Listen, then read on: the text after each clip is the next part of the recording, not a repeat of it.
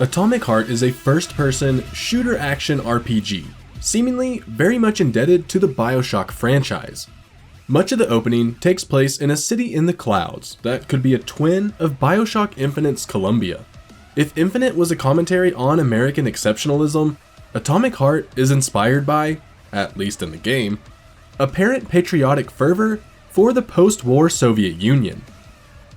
Atomic Heart is set in an alternate history 1955, with the USSR imagined as testament to technology. Cities hover in the sky, sentient robots take the place of service workers. Automation drives everything. Atomic Heart's first few minutes are an example of detailed, impressive world building.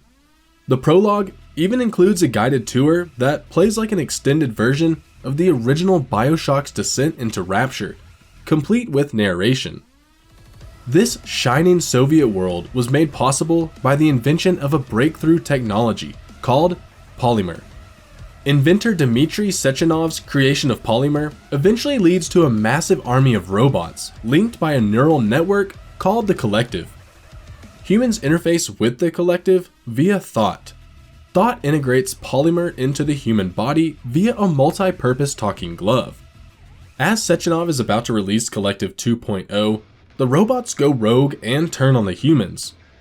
You play as Major Sergei Nakov, an agent of Sakhanov sent to a sprawling research facility, 3826, to quell the robot rebellion. Sakhanov guides you from objective to objective. Although much of Atomic Heart is a linear experience, there is a lot of side content. Just the main story though is a couple dozen hours long. Aside from its lengthy narrative, the core of Atomic Heart's gameplay is combat and solving occasional environmental puzzles to progress.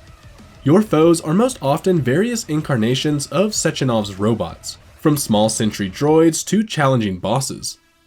Part of Atomic Heart takes place in an open world-like forest around Facility 3826's buildings. Here too, the vast number of enemies are rogue robots or infected humans.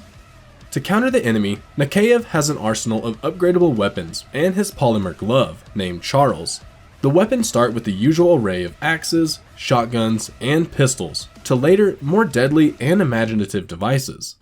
Nakayev needs to find recipes for each weapon, and upgrades are purchased from materials hoovered up in the world. I use that verb on purpose.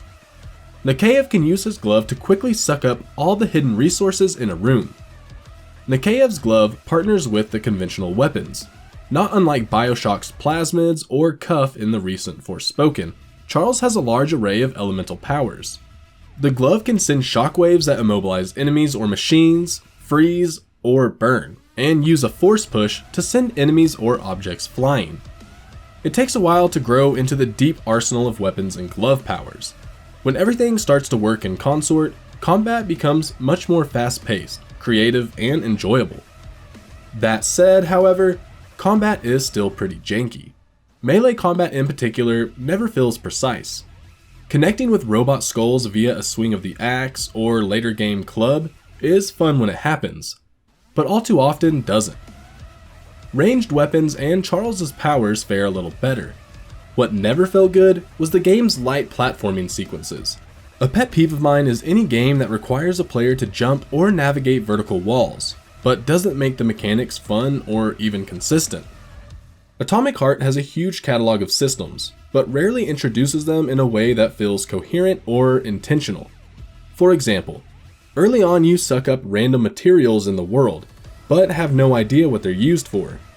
You need recipes, crafting materials, keys, you need to upgrade weapons and powers to solve lock puzzles, and attend to the narrative and objectives. Of course, dozens of other shooters and RPGs have similar systems, but they usually take pains to explain how each one works. Atomic Heart needs to explain itself better in many ways. Yes, Atomic Heart shows the influence of BioShock, but there's some Half-Life mixed in, mechanics cribbed from Arcane's playbook, and a slew of other shooters and RPGs. Over and over, the game's obvious ambition was countered by a lack of coherence. This lack of consistency really shows an ugly side in the game's narrative tone. It can't decide if it wants to be a dark allegory about socialism, capitalism, and technology, or a satire. McKay himself is a confusing mixture of frat boy jokes and serious psychological pathology. At least in the English version, he's voiced competently, but written in a way that's an uneasy fit with the narrative. Other weirdness sounds, like the vending machine that disgorges weapons, and a steady stream of steamy sexual innuendo, until it doesn't, like an idea that was funny once, but dropped. If only Atomic Hearts' systems were as stunning as the game's visuals, it would be amazing. While much of the scenery is decorative and not functional, it's still mighty impressive. Although most of the game doesn't quite reach the literal and figurative height of the opening minutes in the Cloud City, the world building is excellent throughout. Like Rapture or Columbia, the world in Facility 3826 are crumbling under the weight of an out-of-control genius turned despot. Australian composer Mick Gordon's score is excellent. An amalgam of classic synth sounds, orchestral textures, and faux patriotic music. Gordon also recently vowed to donate his fees to Red Cross's Ukraine Crisis Appeal Fund.